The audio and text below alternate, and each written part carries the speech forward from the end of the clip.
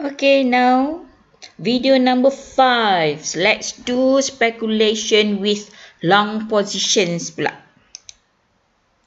Okay, so how to make profit? Kalau profit lah, sometimes you will face with loss. Okay, so how can we settle the speculation with long positions? So let's take a look at the example here. Okay, assume today's settlement price for a currency futures contract. Okay, hari ni punya price given to you. Okay, USD 1.8530 per GBP. Today settlement price tu maksudnya harga buka hari ni lah, yang semalam punya harga will be the opening price for today's. Okay, the price is 1.8530 per GBP and investors buys or long. Okay, kalau dia guna long kat situ jangan nak fikir panjang pula. Kalau soalan kata and investors long 3, maksudnya buy lah. Alright, 3 GBP GBP contract. Okay, one contract equals to GBP 62,500 currency futures contract that matures in 3 days. Okay, again the number of days to maturity given to you is 3 days. Okay, the margin account currently has balance of USD 3,000.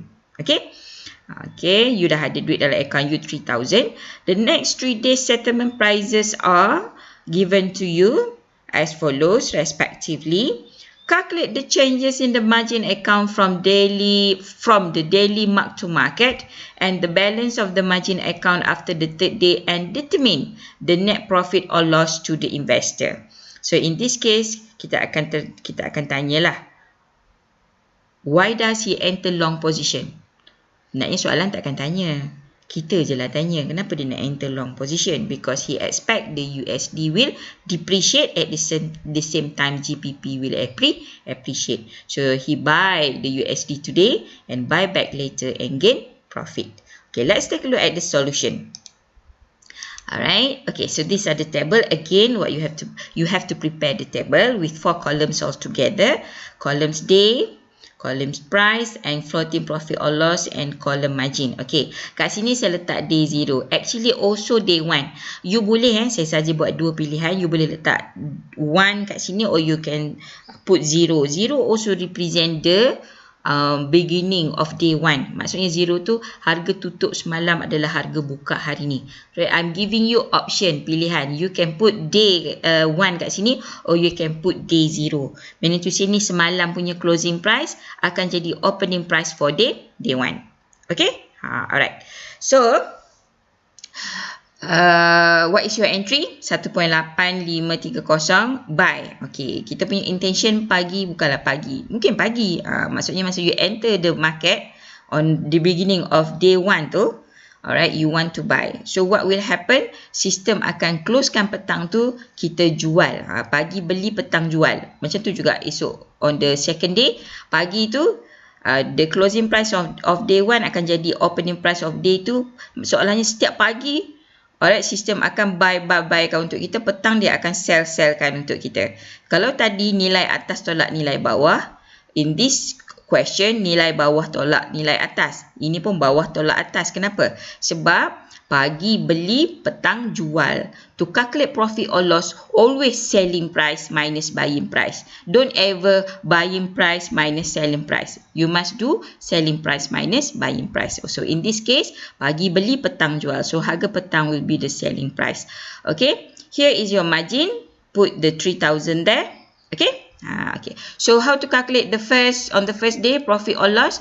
Take the selling price minus the buying price, 1.8540 minus 1.8530.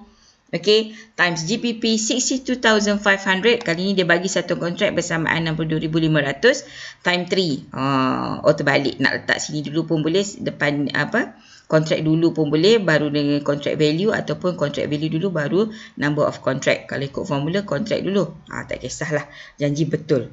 So you will get 182.50 USD and then you kumulatekan jadi berapa? 3187.5. Okay, on the second day harga tutup semalam jadi harga buka you entry apa? Buy.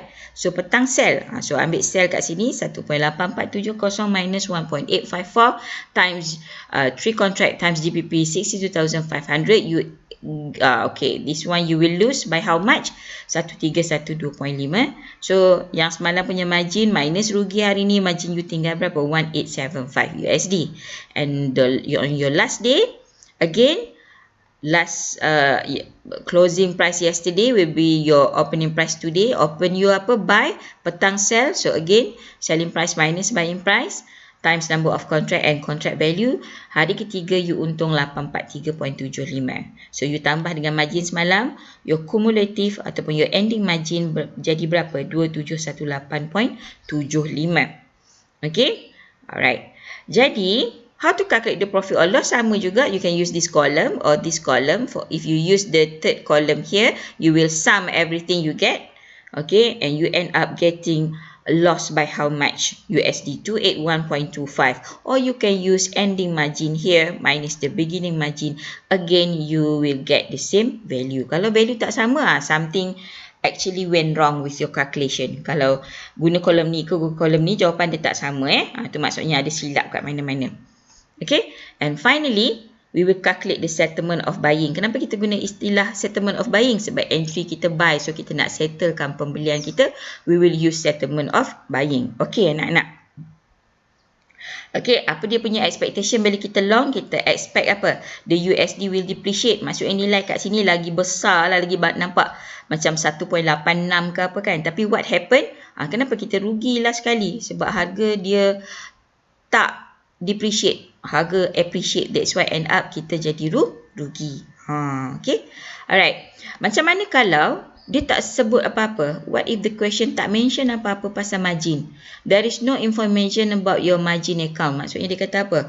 Dia tak ada ni ayat the margin account currently has balance of USD 3,000 ni, tak mention pun, tak ada. Ayat ni katakan tak ada langsung.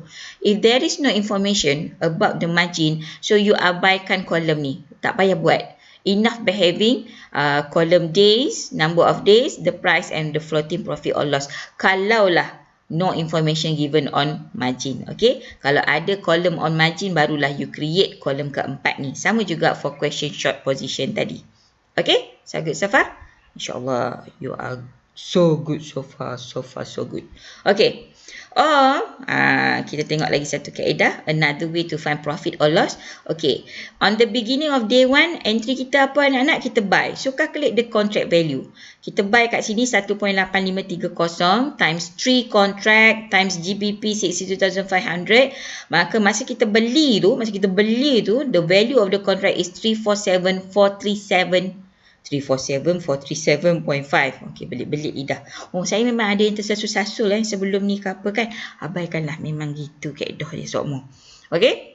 Alright, yang penting value tu betul. And then on day 3, okay, kalau kita open buy, maksudnya hari ketiga kita tutup, kita jual. So the value of the contract masa kita jual berapa? Nilai ni lah. Sama lah ni. Ambil the ending value 1.8515 times 3 contracts times GBP 62,500. You dapat 347,156.25. Okay. Buka, beli, tutup, jual. Apa mak ajar? Value masa sell tolak value masa buy. So ambil this value minus this one. Yang tadi short dia terbalik. Sebab entry kita sell, closing kita buy. Ini entry kita buy, closing kita sell. Jadi ambil selling value minus the buying value. You will also get the loss by how much? 281.25. So that's how to do this question. Okay, one more information. One more thing I want you to remember. Tadi saya kata apa? Kalau there is no information on the margin, abaikan, tak payah sediakan kolom ni. Ataupun katakanlah dia bagi margin. Lepas tu dia cakap pula, you have to maintain dalam account you at least 1,500. Katakanlah hari kedua ni rugi banyak sangat ni. Lebih pada 1,300. Menyebabkan margin you tinggal 1,400. You kena maintain 1,500. Maksudnya kat sini kita kena tambah modal. Okay. Alright. Supaya jumlah tu jadi balik 3,000 USD. Tapi normally tak pernah lah soalan tu berlaku. Just in case sahaja. Alright. Okay. That's all for day 1 pula. That's all for example on long position. Okay? Alright.